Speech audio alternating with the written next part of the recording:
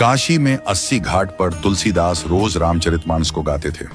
एक बार गोस्वामी प्रातःकाल शौच करके आ रहे थे तो कोई एक प्रेत से इनका मिलन हुआ। उस प्रेत ने प्रसन्न होकर गोस्वामी जी से कहा कि मैं आपको कुछ देना चाहता हूं।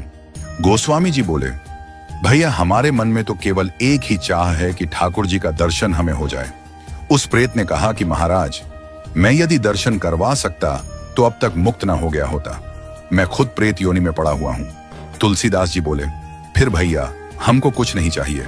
तो उस प्रेत ने कहा, सुनिए महाराज, मैं आपको दर्शन तो नहीं करवा सकता, लेकिन दर्शन कैसे होंगे उसका रास्ता बता सकता हूं।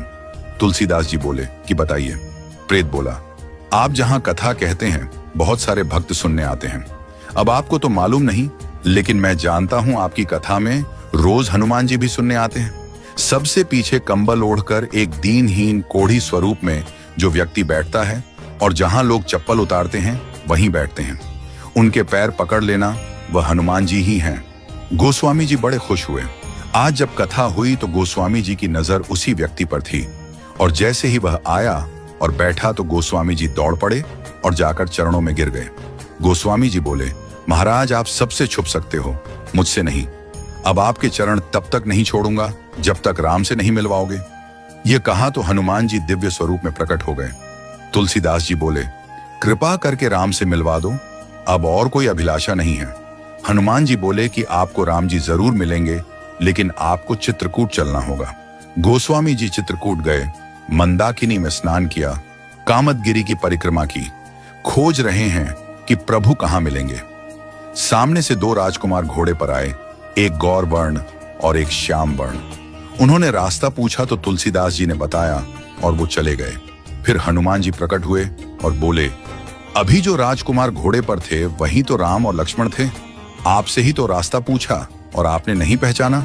ये चूक हम सब करते हैं। न जाने कितनी बार भगवान सामने आए हों और हम पहचान नहीं पाए हों। सबका आदर करो, क्योंकि न जाने किस रूप में नारायण मिल जाएं।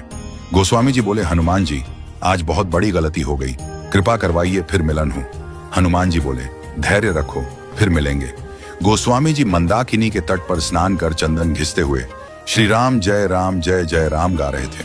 ठाकुर जी बालक रूप में आए और बोले, बाबा चंदन बहुत प्यारा घिसा है, थोड़ा मुझे लगा दो। गोस्वामी जी ने दिया।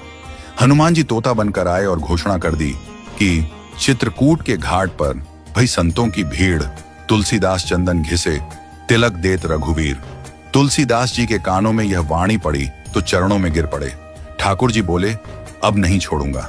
प्रभु दिव्य रूप में प्रकट हुए और अंतर्ध्यान हो गए। वह